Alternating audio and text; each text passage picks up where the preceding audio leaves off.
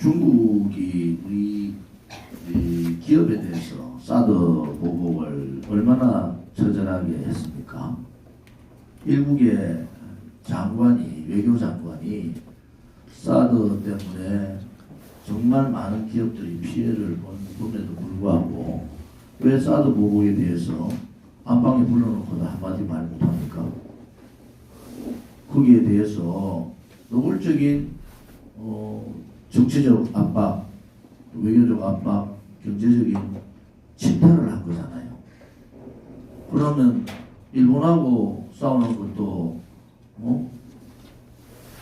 경제적으로 여러 가지 피해를 보고 있는데 왜 중국한테는 꼼짝 못하고 있는 거죠? 우리 대한민국은 자주국가예요. 분명히 대한민국은 자유민주주의 체제고 헌법을 바꾸기 전까지는 자유민주주의 체제를 벗어날 수가 없습니다. 중국은 공산당이에요. 공산주의라는 겁니다. 중국하고 섣불리 손잡을 생각하고 있으면 큰 오산이다. 문재인 정권의 외교안보 특보라는 문정인 외교안보 특보는 완전 정신이 나간 사람이에요. 국제회의에서 어떻게 문정인이라는 자가 주한미군 철수를 입에 담고 핵우산을 중국이 해주면 어떡하냐, 어떠냐, 이런 말 같지도 않는 질문을 하는 이 인간이 문재인 정권의 실체를 스스로 다 밝히고 있는 거다. 외교안보 특보를 당장 교체하지 않으면은 문재인 씨의 생각이 뭔가가 분명히 자유우방국과 미국에 전달이 될 거다.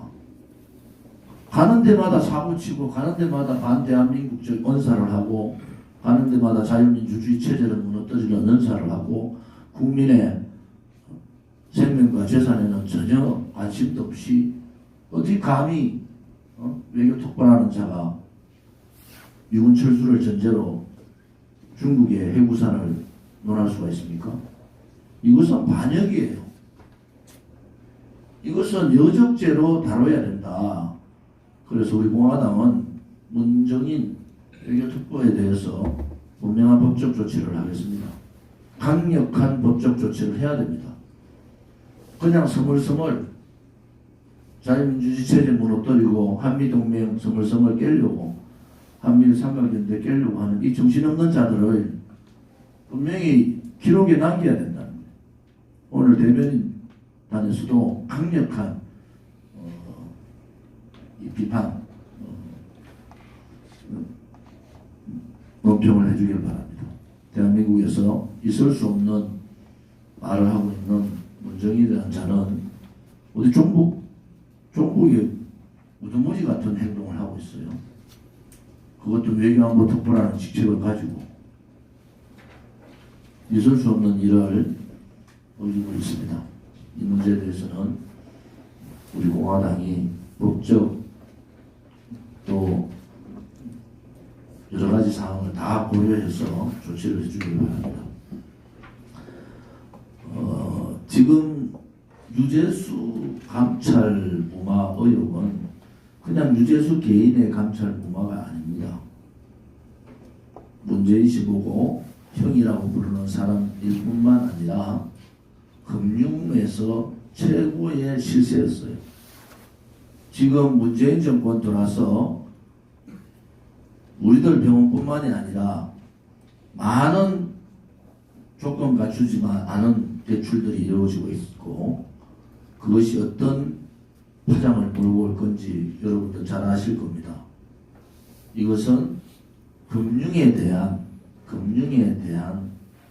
농단이에요. 그냥 유재수 감찰 무마 사건을 유재수 감찰 무마로 보시지 마시고 금융 농단을 얼마나 많이 했는가 이것을 파헤쳐야 됩니다.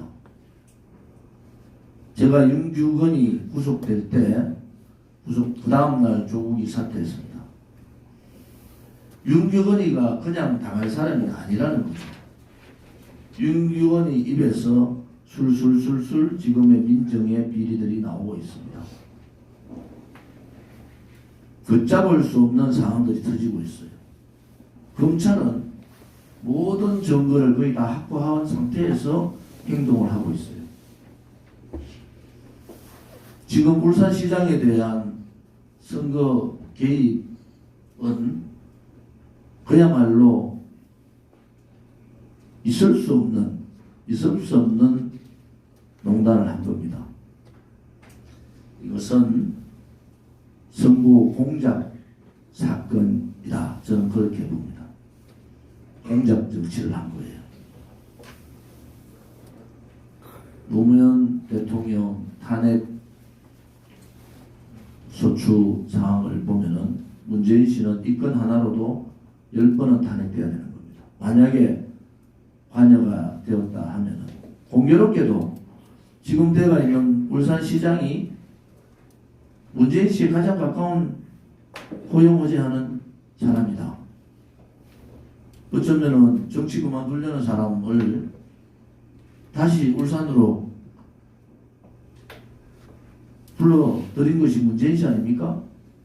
그러면 거의 퍼즐이 다 맞춰진 거잖아요. 그러면은 결국 이 사건은 선거 개입 공작 정치의 가장 악랄한 선거 개입 공작 정치다. 그러면 과연 지방선거 때 울산만 그랬느냐? 창원 시장 나갔던 조질래 의원은 왜 자살을 했죠? 경남 부산 지역에 부울경 지역에 이러한 상황들이 어떤 정치 공작들이 있었는가 이게 다 파헤쳐야 됩니다.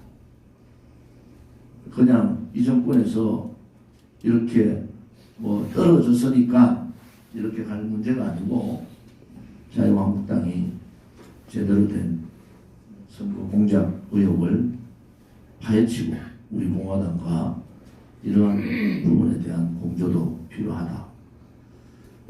드루킹 여러분 아시잖아요. 여론을 조작했는 여론 공작 사건이었습니다. 지금은 선거에 개입한 선거 공작 사건이에요. 또 하나는 민간인 사찰 문제가 또 나오지 않습니까? 민간인 사찰 공작 사건입니다. 지금 이 사건이 간단한 문제가 아니라 지금 저 주사파들 있는 저과대가 하는 행위들을 보면은 정신을 못 차리고 있어요. 더불어민주당 하는 행동 보면은 이제 이 정권이 과연 어떻게 버틸 수 있나? 그렇지 않다는 생각이 드는데 그럴수록 이 좌파 이 권력 찬탈 정권은 간단치 않습니다. 더 악의적으로 우리 공화당을 비롯한 홍문종 대표나 저에 대한 압박이나 또 여러 가지 우리 공화당에 대한 많은 제재가 있을 거로 예상됩니다. 박근혜 대통령에 대한 재수감 문제는 비인륜적, 반인륜적 사건입니다. 언론에서 대통령 건강이 회복됐다 이런 새빨간 거짓말을 하고 있잖아요. 대통령은 허리 디스크로 앉지도 서지도 잘 못하는 상태. 또 수술했는 부위에 대한 재활뿐만 아니라 반대쪽 오른팔이 10도 가까이도 돌아가지 않는 이 상황에서 어떻게 수용 생활을 할 수가 있습니까?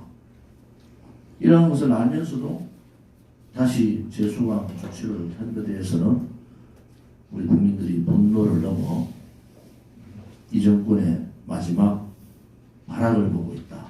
이런 생각을 합니다.